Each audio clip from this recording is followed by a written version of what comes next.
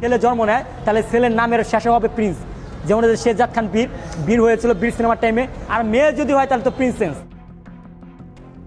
এতদিন শুধুমাত্র বুবলির অন্তঃসত্ত্বার খবরটি আলোচনার কেন্দ্রবিন্দু ছিল, কিন্তু এবার তা গড়িয়েছে আরও গভীরে। অর্থাৎ এবার আর শুধুমাত্র অন্তঃসত্ত্বার খবরেই সীমাবদ্ধ নয়, বরং বুবলির দ্বিতীয় সন্তানের নামও প্রকাশ করা হয়েছে। ছেলে সন্তান হলে কি নাম রাখা হবে এবং মেয়ে সন্তান হলে কি নাম রাখা হবে, সেই সকল তথ্যই এবার উঠে এসেছে আলোচনার মূল কেন্দ্রবিন্দু হয়ে।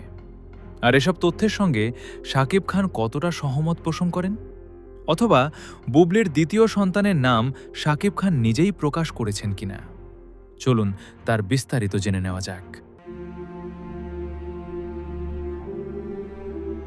বরাবরের মতো এবারের ঈদেও দেশের একাধিক সিনেমা হলে মুক্তি পেয়েছে শাকিবের সিনেমা প্রিন্স, যার প্রশংসায় পঞ্চমুখ হয়েছে গোটা দেশবাসী। বর্তমান সময়ে শাকিবের সিনেমা মানেই সুপারহিট, আর এই সিনেমা থেকেই উঠে আসে বুবলির দ্বিতীয় সন্তানের নামের বিষয়টি।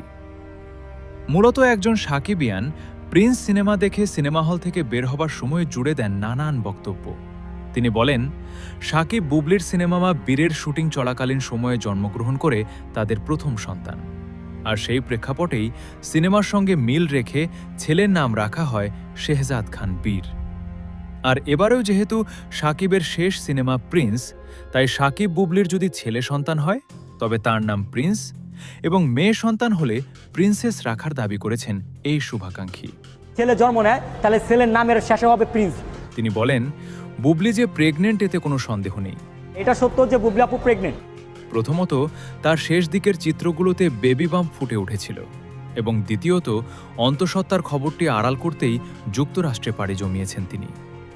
দীর্ঘদিন পরে শাকিবকে ফের নিজের করে পেয়েছেন বুবলি, কিন্তু তবুও ঈদের মতো আনন্দের দিনে শাকিবের সঙ্গ ত্যাগ করে নিজেকে আড়ালে রেখেছে বুবলি, যেটা স্পষ্টভাবেই বুঝিয়ে দেয় যে নিঃসন্দেহে দ্বিতীয় সন্তানের মা হতে চলেছে বুবলি।